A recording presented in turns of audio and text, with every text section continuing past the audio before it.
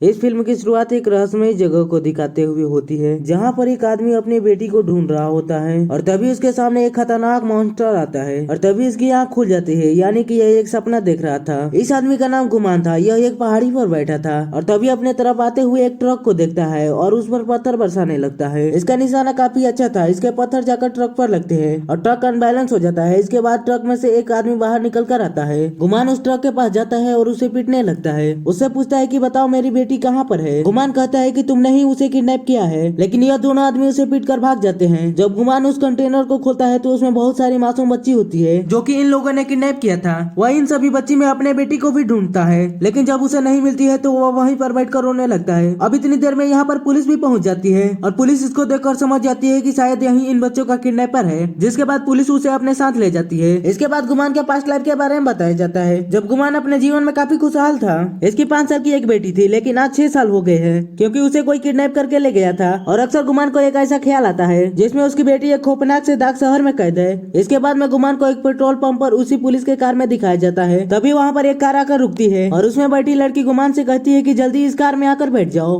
और फिर गुमान जल्दी से छुपकर उस कार में जाकर बैठ जाता है। वह लड़की गुमान से कहती है कि मैं तुम्हारे बारे में सब कुछ जानती हूँ, तुम्हारे ख्वाब के बारे में भी। इस लड़की का नाम लिंग होता है और वह कहती है कि तुम्हारी बेटी को ढूंढने में मैं तुम्हारी मदद करूंगी, लेकिन बदले में तुम्हें मेरा काम करना होगा। वो उसे एक जगह पर लेकर आती है जहाँ पर टीवी में एक आदमी लाइव आ रहा था। उस स्टोरी में हम वॉरियर को देखते हैं जिसके पीछे कुछ लोग लगे हुए थे जो कि उसे मारना चाहते थे, लेकिन तभी उस वॉरियर की बहन वहाँ पर आ जाती है जो कि उन सभी लोगों को मारकर उसे बचा लेती है। वहाँ भरी गोल्ड वॉरियर भी होता है जो यह देखकर उस लड़की को मारने के लिए जाता है। अब वो वॉरियर अपनी बहन को बचा नहीं पाता है, लेकिन वो ऊपर आकर उस बुरे वॉरियर को मार देता है और इस वॉरियर का नाम होता है कौन। अब इसके बाद बुरे वॉरियर के शरीर पर लगी शील्ड इसके शरीर पर आकर चिपकने लगती है, जैसे कि वो पूरी शील्ड कौन बहन के शरीर पर आकर चिपक रही है। उसमें एक आग बन जाती है और वो उसका खून पीने लगती है। साथ ही वो कहती है कि अगर तुम मॉन्स्टर को मारने के लिए जा रहे हो तो मुझे भी साथ लेकर जाना। और जैसे ही वो यह सोचता है कहानी पूरी हो जाती है। उसके शरीर में से एक अजीब सी आंख निकलकर बाहर आने लगती है, जिसे देखकर वो काफी घबरा जाता है। वो आंख इसे मॉन्स्टर के मारने के बारे में बताता है, लेकिन जैसे ही ये सुनने लगता है तो कहानी खत्म हो जाती है। और फिर हमें उसी जगह को दिखाया जाता है जहाँ वह बिजनेसमैन स्पीच दे रहा था और वो बेहोश होकर गिर जाता है।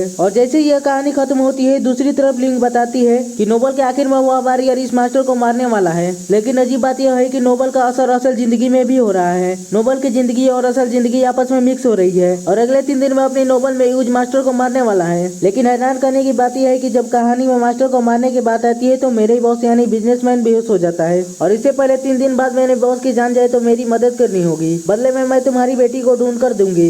उसके बाद लिंक कहती है कि हमने ऑलरेडी 5 लड़कियां ढूंढ रखी है, जिसमें से जरूर तुम्हारी बेटी एक होगी, जो कि डीएनए टेस्ट से पता चल जाएगा। लिंक यह बता दी है कि लिस्ट के दूसरे शहर में रहता है और तुम्हें वहां जाकर उसे मारना होगा, और इसलिए गोयल दूसरे शहर में जाकर उसे मारने के लिए जाता है।